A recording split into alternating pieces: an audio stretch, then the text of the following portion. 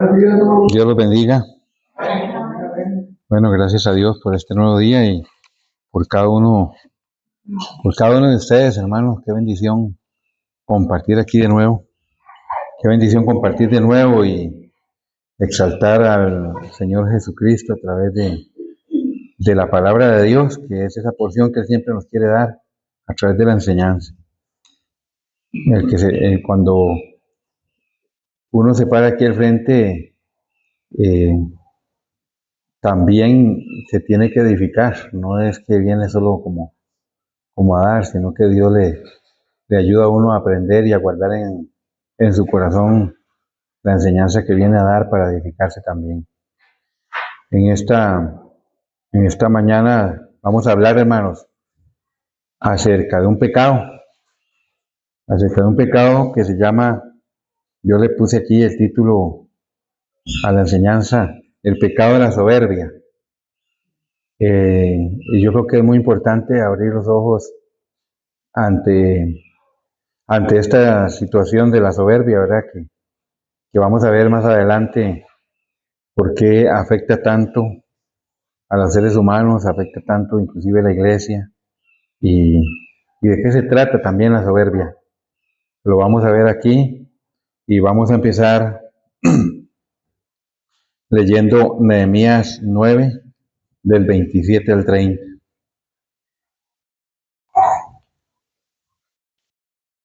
Me avisan cuando lo tienen listo para que lo leamos conjuntamente con atención. Nehemías 9, Nehemías capítulo 9, verso 27.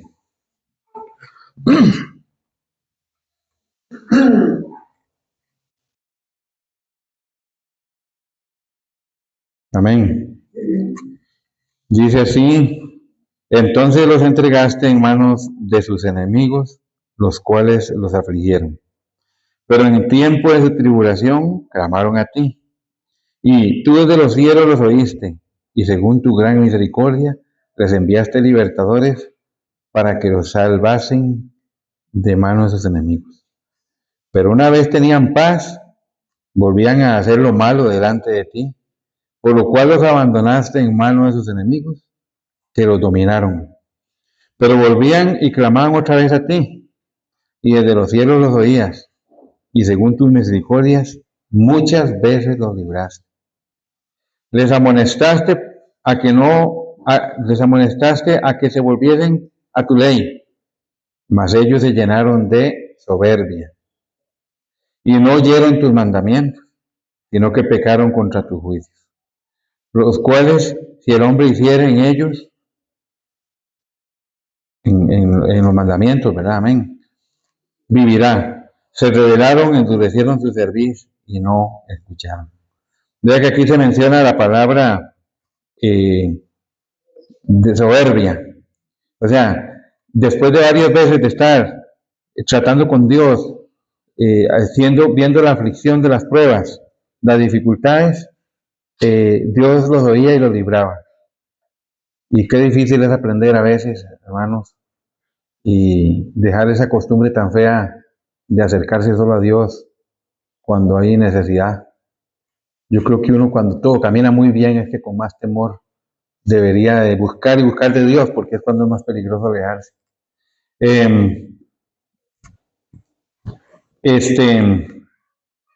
¿Qué hace la soberbia en nuestras vidas? Cegarnos, ensordecernos a lo que debe ser nuestra realidad con Dios. Este pecado es aborrecido por Dios, según Proverbios 8:13. Dice: el temor de Jehová es aborrecer el mal, la soberbia y la arrogancia. El mal camino y la boca perversa aborrezco, dice el Señor. O sea, la soberbia y la arrogancia y el mal camino y la boca perversa aborrece Dios. Entonces hay que tener mucho cuidado con el tema de la soberbia en nuestras vidas. Pero para entender más claro qué es la soberbia, vamos a ver qué se define como soberbia. Soberbia es un sentimiento de superioridad o arrogancia que se tiene con respecto a los demás. O sea, cuando uno cree que es superior a los demás, Y eso es tener soberbia. Se puede venir como un deseo de ser más importante. Eso que a veces buscamos figurar mucho, ¿verdad? Depende cómo ande la persona también, a veces necesita eso, depende de los complejos y todo eso. Un deseo de ser más importante o atractivo que los demás. ¿Cuáles son los sinónimos? O sea, qué significa lo mismo que soberbia? Los sinónimos: orgullo, arrogancia, vanidad, engreimiento, ser engreído, y la altivez. ¿Qué son los antónimos? Los antónimos es lo contrario a algo. Lo contrario a la soberbia es la humildad, la modestia, la timidez y la docilidad. Docilidad es ser dócil. Connotaciones: la soberbia puede estar asociada con la falta de humildad. Modestia o docilidad también se puede asociar con el menosprecio a los demás. Aquí, hermano, podríamos profundizar, pero resulta que uno busca, o sea, que aquí vamos a asumir la altivez como lo mismo que la soberbia. Y uno busca y de verdad que llega a descubrir que Dios sí aborrece bastante ese pecado.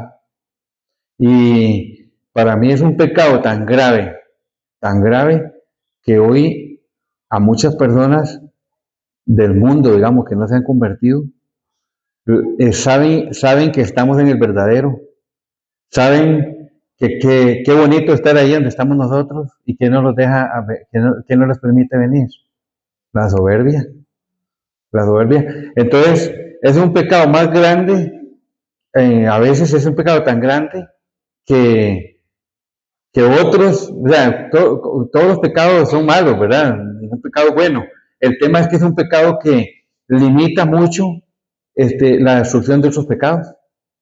Porque si una persona reconoce con humildad que tiene un pecado y está luchando contra él, esa persona está venciendo la soberbia.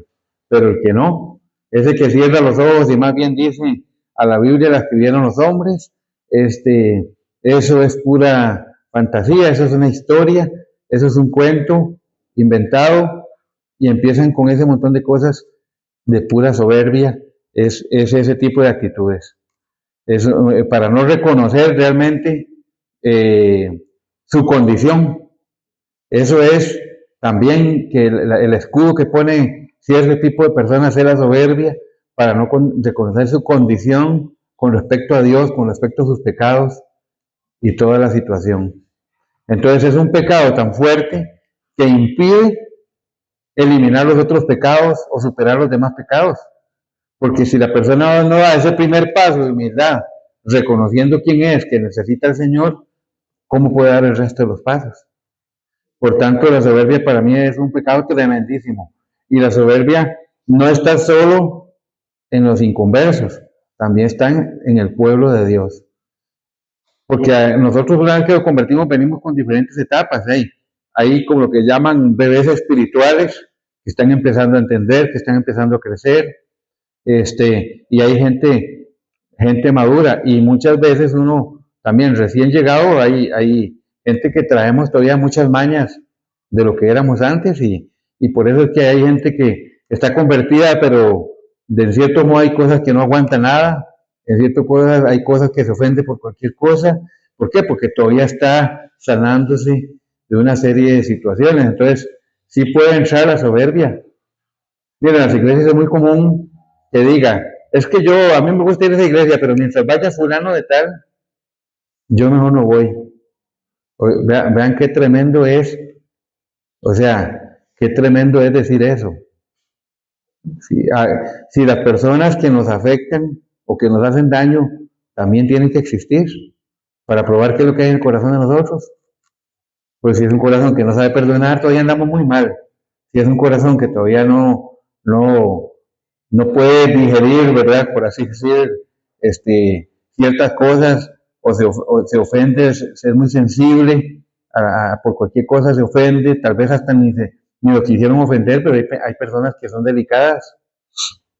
Entonces, todas las cosas que no son tan agradables nos tienen que pasar a nosotros para que nosotros mismos veamos: bueno, ¿cómo ando yo con Dios? ¿Qué haría el Señor con esta situación? ¿Verdad? Entonces, es importantísimo identificar en nuestras vidas si tenemos soberbia y cómo podemos irla hablando con Dios y saliendo de ese pecado que muchas veces al final sirve como de muro para no avanzar. ¿Qué hace Dios con los soberbios? Proverbios 29-23 dice: la soberbia del hombre le abate, pero al humilde de espíritu le sustenta la honra.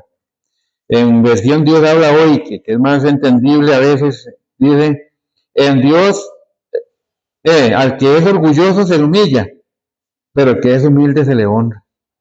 Entonces, si a uno lo afectan temas de orgullo y altivez y ese tipo de cosas, vea lo que dice la palabra, ¿verdad? ¿Puede haber soberbia en la iglesia? La respuesta es que sí, por supuesto. 2 Corintios 12:20. Aquí Pablo hace una amonestación fuerte a la iglesia de Corintio, que, bueno, era una de las iglesias más problemáticas. 2 Corintios 12:20. Dice así: pues me temo que cuando vaya a verlos, quizás no los encuentre como quisiera, y tampoco ustedes me encuentren a mí como ustedes quisieran. Temo que haya discordias, envidias, enojos, egoísmos, chismes, orgullos y desórdenes. Estamos hablando, pues esta palabra orgullo es la que habla de la soberbia, pues solo que esto es traducido, esa es la versión de Dios habla hoy, que está más entendible. Entonces, imagínense lo que dice Pablo aquí: teme que haya discordias, envidias, la pura obra de la carne, enojos, egoísmos, chismes, críticas, orgullo y desórdenes. Entonces sí puede meterse muchas veces de todo eso en la iglesia, porque eso está también en el corazón de uno. Decidir si uno bloquea esas cosas. Decidir si uno bloquea. Pues, ¿por qué? Muy sencillo: porque amamos al Señor, porque queremos cumplir ese mandamiento. Esos 2 mandamientos que dejó el Señor: amarlo a Él sobre todas las cosas, con toda el alma, con toda la mente, con todo el corazón, y amar al prójimo. Imagínense, a veces somos como tal vez muy sensibles y no pensamos en esas cosas. Romanos 12:16 dice: unánimes entre vosotros, no altivos, sino asociándoos con los humildes. No seáis sabios en vuestra propia opinión. En la otra versión dice: vivan en armonía unos con otros. No sean orgullosos, sino pónganse a nivel de los humildes. No presuman de sabios. Como ven, hay una advertencia muy clara acerca de la humildad. ¿Y a quién tenemos nosotros como ejemplo de humildad? El propio Jesucristo. Imagínense lo que es ponerse a lavar los pies a los discípulos, siendo él el Rey, el Dios Padre, el soberano Señor, y ponerse a lavarle los pies a los discípulos. De verdad que hay que ser demasiado humilde.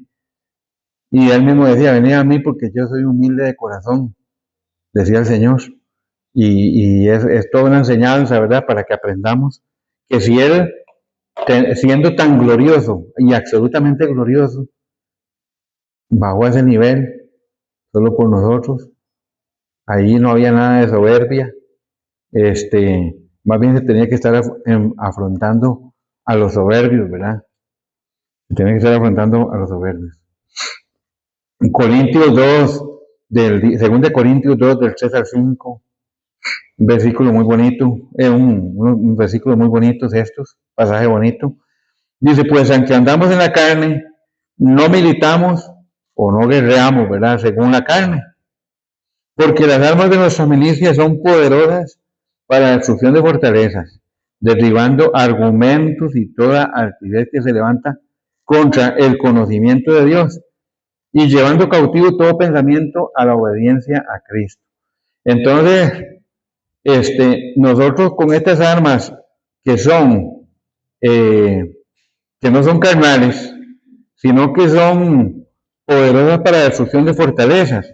¿Cuáles fortalezas? Hay fortalezas espirituales, hay fortalezas de la carne que el enemigo utiliza en contra de uno, y aquí hay que estar atento a eso también. con qué estás luchando todavía, porque ahí la lucha no se termina, hermano. Aceptémoslo con humildad, ¿verdad? Como dicen, como estamos hablándolo aquí. No se termina, pero mientras nosotros estemos ahí con ganas de terminar, con los defectos, con lo que ya no nos complace, porque el Espíritu ya no nos complace los pecados o ciertas actitudes, porque el mismo Espíritu nos redarguye, vamos por buen camino. Esa es la verdad. Vamos por buen camino y hay gente que ese sentimiento lo vuelve como que está acusado, porque ve que es imposible, ¿verdad? Como decía el apóstol Pablo, miserable de mí, que lo que no quiero hacer, eso hago. Entonces, si eso le pasaba a Pablo, ¿cómo no nos va a pasar a nosotros también? Pero ahí está el Señor para levantarnos, ahí está el Señor para darle la mano a ese corazón humilde, a ese corazón que no es orgulloso, que no tiene soberbia, sino que le confiesa a Dios sus debilidades día con día, buscando esa ayuda preciosa que solo el Señor le puede dar.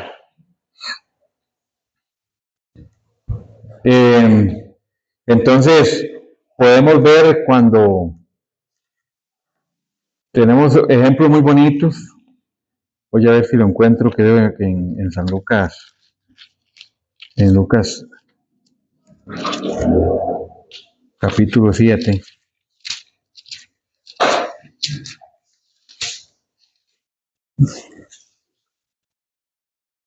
Hay un pasaje muy bonito que lo vamos a leer porque es muy, muy interesante sobre este tema, aunque no dice, creo que la palabra soberbia en ningún momento y ni humildad, pareciera que el contexto sí es así. 7:36, Jesús en el hogar de Simón el fariseo. Dice así: uno de los fariseos rogó a Jesús que comiese con él. Y habiendo entrado en su casa, el fariseo se sentó a la mesa.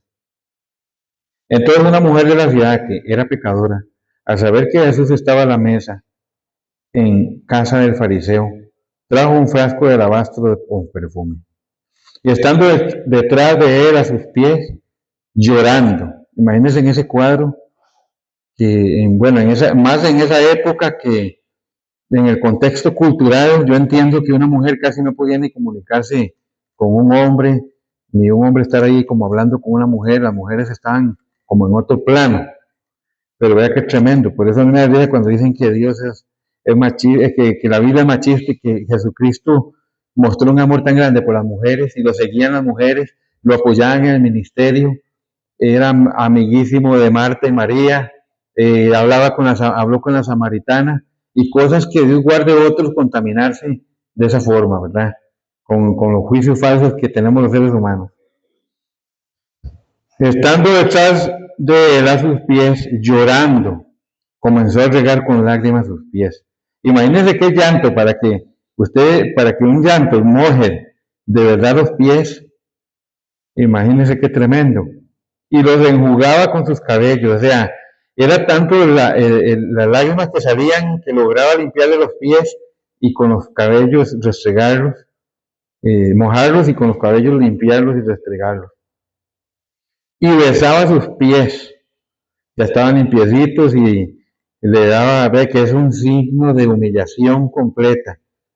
Es una absoluta humillación agarrar a alguien y besarle los pies. Y los ungía con perfume. Imagínense dándole besos, ese escenario tan bonito, una mujer llorando, una pecadora, calificada como tal vez de lo peorcito, ¿verdad? Y aquel Señor Jesucristo, todo Dios, recibiendo de ella las lágrimas, recibiendo de ella la limpieza de sus pies y el perfume que ella decidió en ese momento ponérselo a los pies del Señor. Es un cuadro bien conmovedor. Pero tenían que aparecer los altivos, como siempre. Versículo 89 dice: cuando vio esto un fariseo que le había convidado, el fariseo que había convidado a Jesús, dijo para sí. Vea qué manera, ¿verdad? Qué poco discernimiento lo que tenía la mujer pecadora y él no. Si fuera profeta, conocería quién y qué clase de mujer es la que le toca O sea, ellos no se podían dejar tocar seguro de una persona así, que es pecadora. Vea la altivez tan grande, o sea, el contraste entre los dos. La pecadora humillada delante del Señor, humillada de ver que había perdón para ella, humillada de ver la dulzura del Señor ahí y el discernimiento que el Espíritu Santo le da en ese momento. El hombre religioso no entendió nada, no sabía quién estaba prácticamente frente de él. Yo pienso que más bien casi lo invitaban por confrontarlo y por conocer qué opinión tenía con respecto a lo que ellos, como fariseos y todo, en la doctrina andaban, ¿verdad? O pensaban. Imagínense que pensar que Jesús no era profeta, que Jesús no iba a saber quién era esta mujer. Entonces respondiéndose, Jesús le dijo, Jesús, él pensó una cosa, dijo para sí, la pensó, no dijo nada, nada más dijo para sí, pensó algo, que fue, si él fuera profeta, conocería quién y qué clase de mujer. Pero como Jesús sabe lo que estaba pensando, dice, entonces respondiendo Jesús le dijo, Simón, una cosa tengo que decirte. Y él le dijo, di maestro. Un acreedor, o sea, un hombre que presta dinero, tenía dos deudores. Uno le debía 500 denarios y el otro 50. Imagínense una persona que deba $50 y el otro 500, ¿verdad? Al mismo Señor. Y no teniendo ellos con qué pagar, perdonó a ambos. Entonces quedaron perdonados el que mucho debía y el que poco debía. Les perdonó la deuda a los dos. Di pues, ¿cuál de ellos le amará más? Le hace esa consulta a Jesús a Simón. Respondiendo, Simón dijo, pienso que aquel a quien perdonó más. Ahí sí dijo algo bueno, Simón. Era fácil de entender, el que más se le perdonó, más iba a estar contento con el acreedor. Entonces, responde bien, porque Jesús le dice, rectamente ha juzgado. Bueno, la cosa no se quedó ahí. Tal vez ni había entendido todavía Simón. Entonces viene y dice, y se vuelve Jesús a la mujer y dice Simón, ¿ves esta mujer? Entré a tu casa y no me diste agua para mis pies. Obvio, ese hombre no tenía discernimiento. O tal vez la altivez de él tampoco. Había una barrera para discernir por la altivez de él. En cambio, ella sí pudo discernir, la mujer pecadora. Mas esta ha regado mis pies con lágrimas. El otro no le ofreció agua, pero ella sí, con sus lágrimas, que es algo más bueno que darle agua todavía. Y los han jugado con sus cabellos. Imagínense agarrar los pies llenos de polvo, lavarlos con las lágrimas y limpiar ese polvo que se forma casi barro con los cabellos. Ese fue el escenario en realidad de ese momento. No me diste besos, Simón no le dio un beso de bienvenida. Mas esta, desde que entré, no ha cesado de besar mis pies. No fue solo un beso que le dio, y eran los pies. Ella agarraba y acariciaba esos pies, los limpiaba y los besaba y por último derramó el perfume. Jesús estaba de ahí, conmovido, obviamente, de ver eso tan tremendo. No ungiste mi cabeza con aceite, mas está ungido con perfume en mis pies. O sea, nada de lo que tenía que hacer hizo el fariseo. Por lo cual te digo que sus muchos pecados le son perdonados. ¿Verdad? Qué lindo esto, ¿verdad? Por más sucio que haya sido tu pecado, o tu número o cantidad de pecados, aquí el Señor ha decidido perdonar. Cuando los pecados vienen a la mente diciendo que usted no merece la gracia de Dios, eso ya no viene ni de Dios, obviamente. ¿Cómo va a venir de Dios si Él todo lo echa al fondo del mar? Eso viene del acusador. Hermanos, y como nosotros no estamos en tinieblas, estamos en la luz, tenemos que entender que la acusación no nos puede ni quitar el gozo, independientemente de lo que hayas hecho si ya te arrepentiste y vienen los recuerdos a la mente, simplemente eso ya está terminado para el Señor. Entonces es una obra del enemigo. Eso no lo puede entender el mundo tan fácilmente. Nosotros sí lo entendemos fácilmente. Bueno, el mundo ni siquiera entiende muchas veces lo que es pecado, porque hasta raja con el pecado. Cuentan lo que hacen descaradamente, cosas que de verdad cuando uno conoce al Señor daría vergüenza contarlas. Y para hacer un paréntesis en esto, verdaderamente el Señor se ha olvidado de tus pecados. Por si algún día viene la acusación, caminen tranquilos y con la frente en alto. La sentencia fue quitada. La sentencia fue quitada. Como un diputado que había sido suspendido hace muchos años, que ahora es diputado, y suspendido por actos de corrupción en Costa Rica. Y resulta que ahora, después de 20 y resto de años, sale limpia la hoja de delincuencia. Pero todo el mundo sabe lo que hizo por las redes sociales y todo, ¿verdad? Que fue condenado y todo. Lógicamente no fue a prisión porque era ministro y toda la cosa. Pero sin embargo, un día lo vi jactándose de que tenía la hoja de delincuencia limpia. Y ya se la limpiaron. Y el hombre feliz, ¿verdad? Que ya se la limpiaron. Y es, uno dice que vacilón porque se está engañando,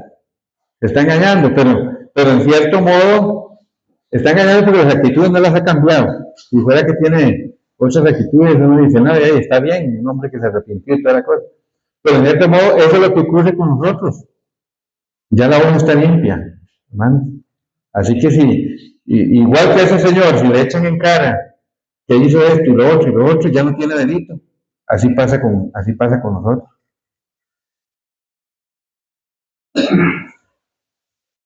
Por lo cual te digo que muchos de sus pecados le son perdonados porque amó mucho más. Aquel a quien se le perdona poco, poco ama. O sea, quiere decir que entre más sucio, aquí Jesús está diciendo, entre más acumulación de pecados, más lo haya revolcado el enemigo en sus pecados y su propia carne y su manera de pensar, cuando usted entiende la libertad, el perdón del Señor, porque el perdón del Señor puede estar usted en una prisión pagando, porque los pecados hay que pagarlos, ni modo, ¿verdad? Eso es la ley de la vida, por eso hay que tener cuidado con las decisiones también. Yo siempre digo que, por ejemplo, un hombre se mete en un adulterio, y, digamos, alguien que pertenece a una congregación, se mete en un adulterio y deja embarazada a una mujer. Dios no quería que eso ocurriera. Viene arrepentido y llora y se arrepiente, y de verdad se arrepiente. Pero si esa mujer quedó embarazada, no se quita la pensión. No se la quita. Hay que seguir, tiene que seguir arrastrando una mala decisión. Aunque Dios le va a proveer para que pague la pensión, posiblemente. Pero aquella congoja y esa carrera y el problema familiar y todo eso, eso no se va a terminar así tan fácil. Por algo el Señor, David se arrepintió también cuando le falló a Dios. ¿Y qué dijo? El Señor lo perdonó, pero dijo, no se apartará la espada de tu casa. Vea qué tremendo, por una mala decisión. Aunque fue perdonado, por eso hay que tener tanto cuidado con el pecado, porque arrastra consecuencias que el Señor no quería, como cuando un papá le advierte a un chiquito, ¿verdad? Que no pase por ahí porque le va a pasar tal cosa. No pase porque le va a pasar, o no haga esto, le aconseja a su hijo desde pequeño y no hace caso. Eso arrastra una consecuencia. Uno lo sigue amando y todo, pero no hizo caso y uno no quería que le pasara por una desobediencia algo malo. Así es también. Y a ella le dijo, tus pecados que son perdonados. Imagínense la lista de pecados que le pudo haber perdonado a esa mujer. Y los que estaban juntamente sentados en la mesa comenzaron a decir entre sí.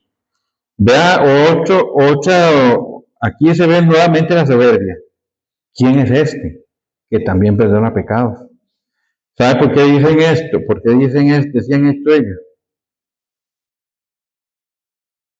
Bueno, y aquí para terminar dice, pero él le dijo a la mujer, tu fe te ha salvado, ve en paz. Ve la fe que funciona aquí para la salvación y que se fuera tranquila porque ya estaba salva. Pero ellos diciendo, ¿quién es este que perdona pecados? Porque ellos traen de la ley que Dios es el que perdona los pecados. Entonces, como no entienden que Jesucristo es el mismo Dios, entonces les ofende que Él perdone pecados. Entonces, la misma soberbia terminó toda esta situación y no pudieron, yo creo que no pudieron ni conmoverse de ver esa situación, de esa manera de esa mujer de entregarse con ese corazón al Señor en ese momento. Y yo creo que los que han visto la película Jesús de Nazaret, esa escena es muy bonita. Porque esa mujer, antes de que haga eso, llegaban hombres, chiquillos a molestarla porque supuestamente era una ramera, y hombres inclusive uno de ellos dice, anda un predicador diciendo dicen que perdona pecados. Y ella empezó a seguirlo en la película, tal vez no fue exactamente así porque las películas cambian un poco, pero cuando se multiplicaron los peces también ella lloraba de ver los milagros de la multiplicación y los panes. Y es cuando ella aprovecha la oportunidad, seguro, ya lo había seguido, ya lo había escuchado, ya se había dado cuenta que perdonaba pecados. Entonces, ¿cómo no va a llegar llorando? Imagínense el amor tan grande que le había crecido por el Señor Jesús. Era tremendo. Pero entonces aquí tenemos, a lo que vamos es que es un contraste entre la soberbia y la humildad. Los que conocían de la ley, los que daban las enseñanzas de Dios, llenos de soberbia. Y Jesús, fueron montones de discusiones o de sacar, de reprimendas, más que todo, casi que con los pecadores, ¿no? Porque siempre en los contextos vemos los pecadores acercándose, arrepentidos, que Saqueo, que Mateo, que esta mujer, entonces a todos eran bienvenidos, la gente juzgaba porque andaba con cobradores de impuestos y con prostitutas y con samaritanos y con una cosa y con la otra, y ellos no tenían un corazón nada más que para enseñar. Por algo el Señor Jesús dijo y repitió un versículo que estaba escrito ya, que dijo, este pueblo de labios me honra, pero su corazón está lejos de mí. Y eso es lo que tenemos nosotros que tener mucho cuidado. Honramos a Dios de labio, honrémoslo de corazón también, y que esté nuestro corazón cerca del Señor cada día. Solo eso nos ayuda a dar fruto, si no, no podemos dar fruto. Amén. Amén. Aquí yo traía unos versículos, vamos a ver si los encuentro. Unos versículos acerca de la altivez, así como para repasarlos rápidamente. Para repasarlos rápidamente, que estuve aquí. Segunda Samuel 22, 27 y 28, dice, limpio te mostrarás para con el limpio, y rico serás para con el perverso, porque tú salvas al pueblo afligido, mas tus ojos están sobre los altivos para abatirlos.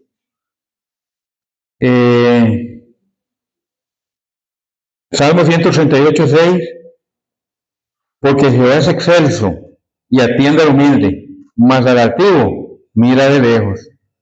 O sea, tenemos que asumir cada día más actitudes de humilde para que Dios nos atienda. Aquí dice que Dios atiende al humilde. Proverbios 6, 16. 6 cosas aborrece Jehová y aún 7 abomina su alma. Los ojos altivos. Esas personas que de verdad miran por debajo de los demás. La lengua mentirosa, las manos derramadas de sangre inocente. El corazón que maquina pensamientos inicuos, los pies presurosos para correr al mal. Pero lo que quiero hacer énfasis aquí es que una de esas 6 cosas que Dios aborrece en esta lista son los ojos altivos. Proverbios 16:5. Abominación es a Jehová todo altivo de corazón. O sea, el que es altivo está abominando a Dios. Ciertamente no quedará impune. Está clarísimo eso, ¿verdad? Está bien claro que no quedará impune el que es altivo. Entonces, en cuanto a esto, para mí la altivez y mucho en el inconverso, porque el que se convierte también ya ha permitido la llegada del Señor, ya ha decidido aceptar que tiene pecados, que necesita el perdón de Dios, y no es que la altivez no pueda operar, sí, pero antes de convertirse, los argumentos que usa la gente del mundo son tremendos, ¿verdad? Por eso aquí hace un rato leíamos una parte, creo que vimos una parte donde era aquí. Así, que derribando argumentos y la altivez que se levanta contra el conocimiento de Dios. Vaya usted hoy en día, cómo piensa mucha gente, usando solo argumentos para contrariar a Dios, usando argumentos para echar abajo la fe, para no involucrarse con el Señor. Y eso es porque cualquier filosofía es bonita y muy profunda y van a seminarios al mundo a recibir enseñanzas de todo, ¿eh? Enseñanzas de todo lo que les parezca, como dice la palabra, al final de los tiempos tendrán comezón de oír, ¿verdad? Pero el mundo lo que menos quiere oír es la palabra. ¿Y qué es lo que le molesta de la palabra de Dios? A pesar de que es tan rica, a pesar de que nos ayuda a vivir en gozo y en plenitud, y a pesar de que la palabra nos revela a nosotros y nos saca del misterio hasta de la muerte.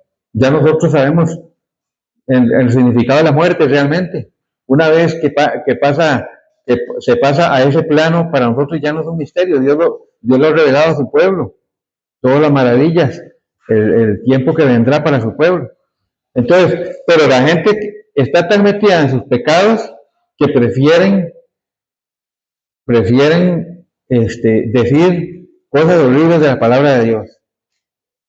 Hablando cosas tan maravillosas como, por ejemplo, amar al prójimo, algo tan sencillo, o sea, 2 palabras tan sencillas que abarcan tantísimo y que deberían ser las reglas de convivencia.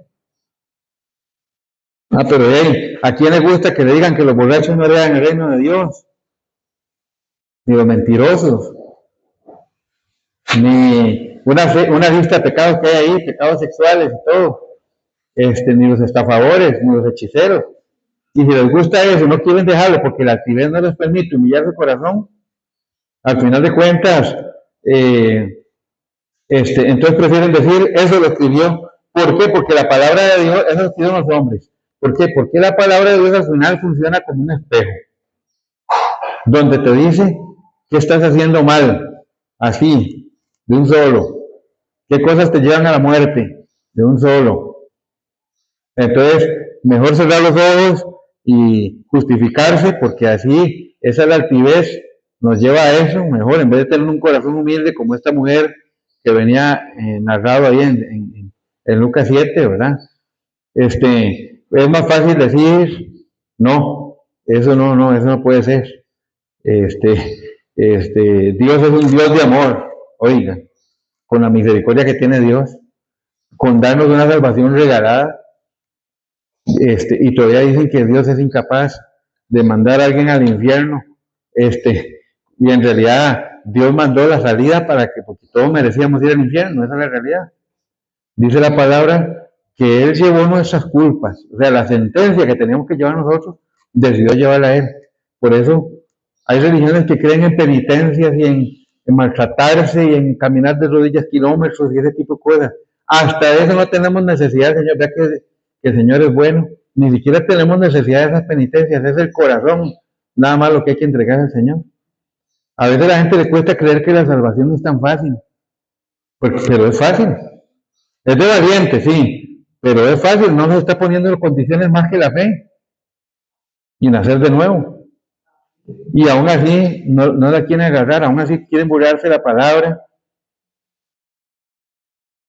pero está clarísimo. Entonces, funciona como un espejo, ahí nos encara directamente en qué andamos mal. Entonces, las personas tienen que tomar una decisión. O viene la soberbia, el orgullo, la altivez, o viene la humildad y decide humillarse y decir, Señor, he pecado contra ti. He pecado contra ti y Dios no te va a despreciar. Eso es lo bonito.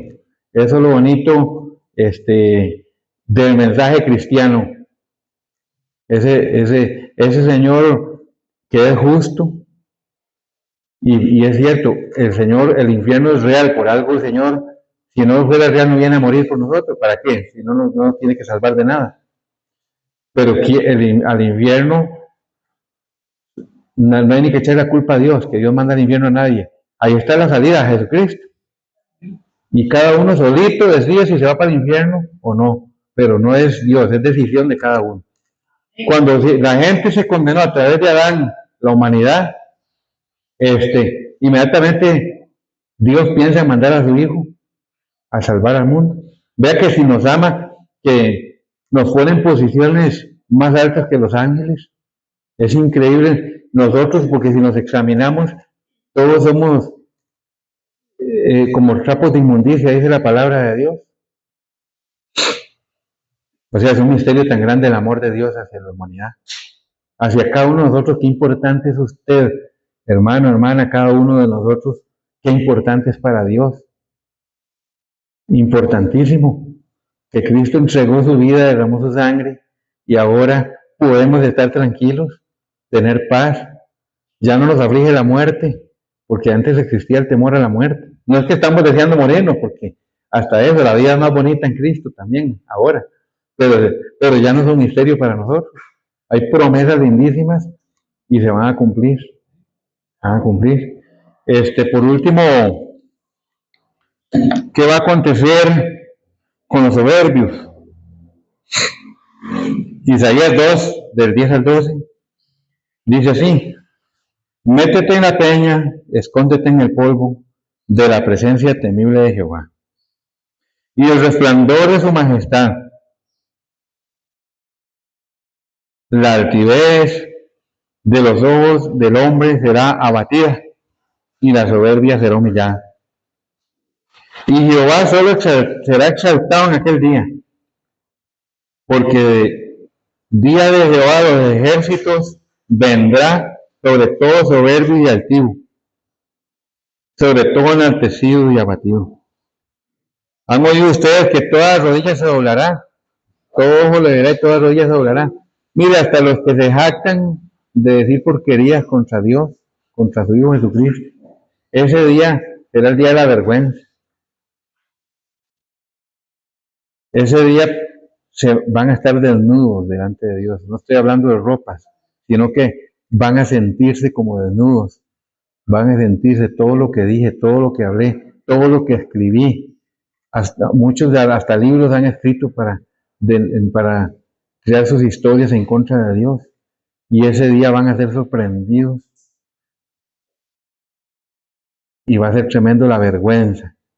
Porque yo digo que Dios, cuando aparezca, Jesucristo, cuando venga, primero el mundo no lo va a ver, ¿verdad? Porque son, por así decirlo, dos venidas. Primero es el rapto, donde las nubes se levanta con la iglesia, todo ojo no le va a ver ahí. Pero en la segunda venida, que es diferente al rapto, todo ojo le va a ver. Y ese día será la humillación, la gloria para los que han creído y la humillación para aquellos que se han burlado, que se jactan de intelectuales y de todo. Ese día será el día de la vergüenza. No sabrá dónde ir, por eso dice: métete en la peña y escóndete. Dice aquí Isaías: escóndete en el polvo de la presencia temible de Jehová. Imagínense esa poderosa presencia impactando a gente que lo que ha hecho es burlarse, perseguir y de todo.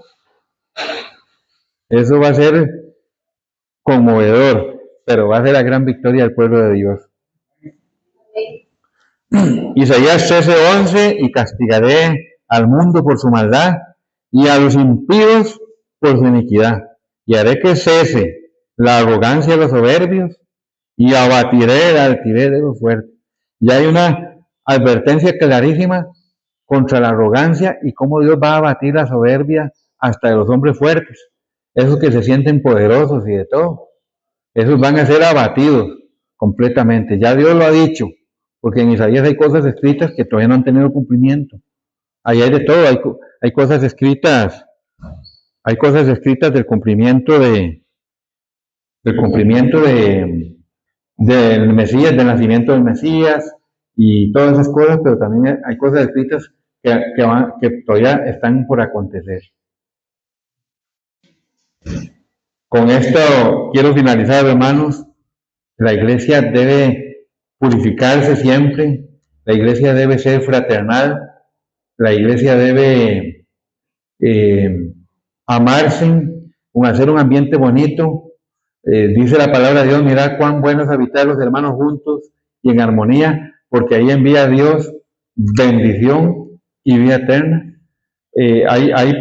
Yo le doy gracias a Dios por esta congregación, porque aquí hay gente muy bonita, la verdad. Es una bendición que Dios nos haya.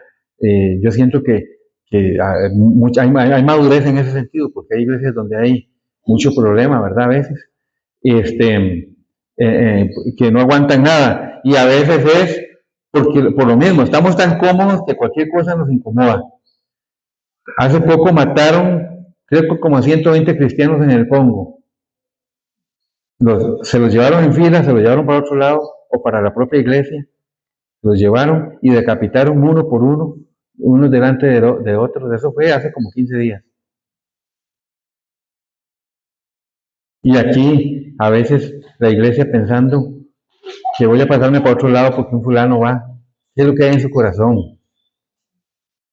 Viera que no me saludó, viera que el hermano está raro, viera que el pastor esto, o la esposa del pastor. Imagínense, en esas pequeñeces ya se desearan que los problemas fueran esos donde hay miedo, que esté como en China y en todos lugares llegan con un bajón y se meten y botan toda una estructura como esta. En 5 minutos la tienen en el suelo. Es que no, la verdad tenemos que ser agradecidos con Dios y procurar, si algo no nos agradó de alguien, inmediatamente llegar a sacar eso del corazón. No permitir que el enemigo vaya creando una raíz de amargura. Bueno, con esto concluimos y vamos a orar.